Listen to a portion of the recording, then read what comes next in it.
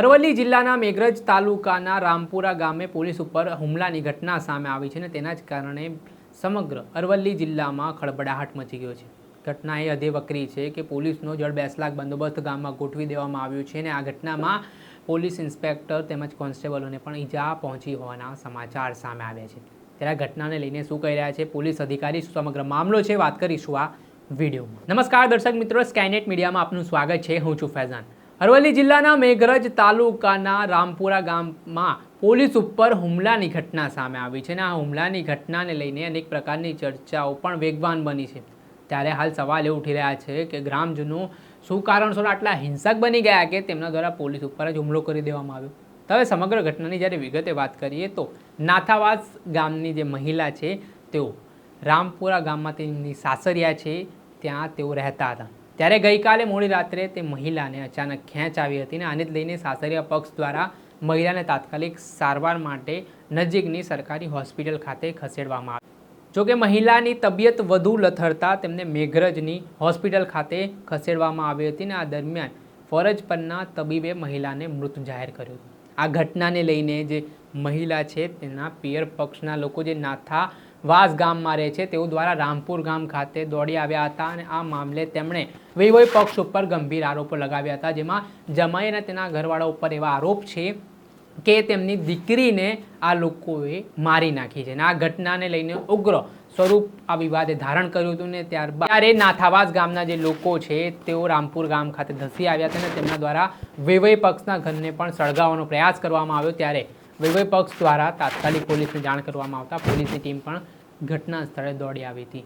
ત્યારે જે મૃતક મહિલા છે તેમના મૃતદેહને પોસ્ટમોર્ટમ માટે જ્યારે પોલીસ લઈ જઈ રહી હતી ત્યારે રામપુરા ગામ ખાતે આવેલા નાથાવાસ ગામના લોકો દ્વારા પોલીસ સાથે પણ માથાકૂટ કરી હતી, ઘર્ષણમાં ઉતરી ગયા હતા અને આને લઈને વિવાદ વધુ વકર્યો હતો અને આ ઘટનામાં 5 જેટલા પોલીસ ઇન્સ્પેક્ટર અને કોન્સ્ટેબલોને પણ ઈજા પહોંચી હોવાના સમાચાર મળી રહ્યા છે. ત્યારે આ ઘટનાને લઈને શું કહી રહ્યા છે અરવલ્લીના ડીવાયએસપી તે સાંભળી લો. તારીખ 2/9/2024ના રોજ માલપુર પોલીસ સ્ટેશનની હદમાં આવેલા રામપુર ગામ ખાતે રણછોડભાઈ કાળાભાઈ ખાંટ નાઓની પુત્રવધૂને ઉલટીઓ થતાં એના પિયર પક્ષના એના સાસુ સાથે તેઓને હોસ્પિટલમાં સારવાર માટે મેઘરજ લઈ ગયેલા. ત્યારબાદ તેઓને ત્યાંથી રિફર કરતા મોડાસા કૃષ્ણ હોસ્પિટલ ખાતે લાવતા તેઓ સારવાર દરમિયાન મરણ કરે. જે બાબતે તેમના પિયર પક્ષના માણસોનો આક્ષેપ એમના સાસરી પક્ષના માણસો પર હોય તેઓનું 200 થી 300 માણસોનું ટોળું રામપુરા ગામે ભેગું થઈ અને તેઓ કોઈ અનિચ્છનીય બનાવ ન બને તે માટે પોલીસે જરૂરી ચુસ્ત બંદોબસ્ત રાખેલો.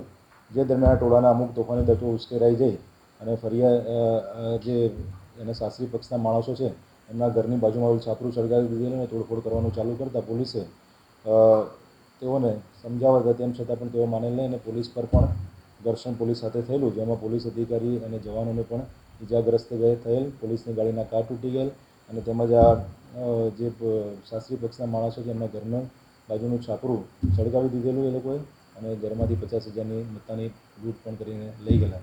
જે બાબતે માલપુર પોલીસ સ્ટેશનમાં આ લોકો 28 માણસોના નામજોગ તેમજ બીજા 200 માણસોના ટોળા ઉપર સરકાર તરફે PSI શ્રી પીડી ગોયલ નાઓએ ફરિયાદ આપેલી છે. જે બાબતે તપાસ આગળની કાર્યવાહી ચાલુ છે.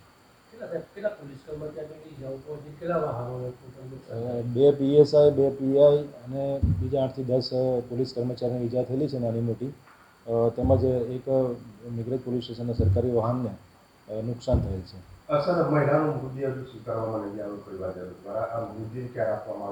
મહિલાના પરિવારજનોનો એને સાસરી પક્ષ ઉપર એને મારી નાખી છે તેવા આક્ષેપ છે અને એ બાબતે તપાસ આપણે અકસ્માતનો ગુનો નોંધી અને પીઓને PM કરાવવાની કાર્યવાહી ચાલુ નથી. એ દરમિયાન આ લોકો ઉશ્કેરાઈના બનાવ બનેલો છે અને હાલ સુધી એમને લાશ સ્વીકારેલ નથી અને તેને લાશને કોલ્ડ સ્ટોરેજમાં પોલીસ દ્વારા મૂકવામાં આવેલ છે. લાશ સ્વીકારવામાં નહીં આવે તો આગળની જે એને સમજાવટ કરવામાં આવશે ને જે આગળની કાર્યવાહી કરવામાં આવશે.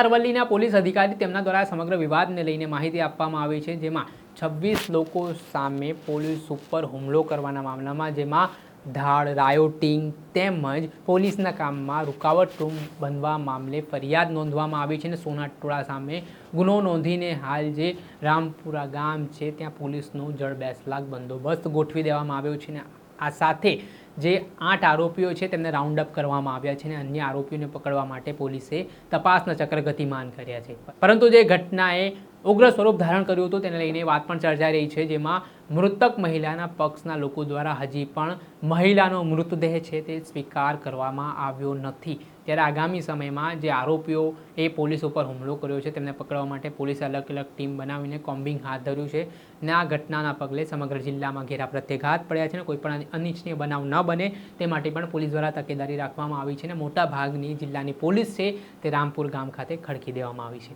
દર્શક મિત્રો, અત્યાર સુધીમાં બસ આટલું. આવા નવા વિડીયો સાથે આપને માહિતગાર કરતા રહીશું, એટલે સ્કાયનેટ મીડિયાને આપ લાઇક કરો, સબસ્ક્રાઇબ કરો અને શેર કરવાનું ભૂલતા નહીં.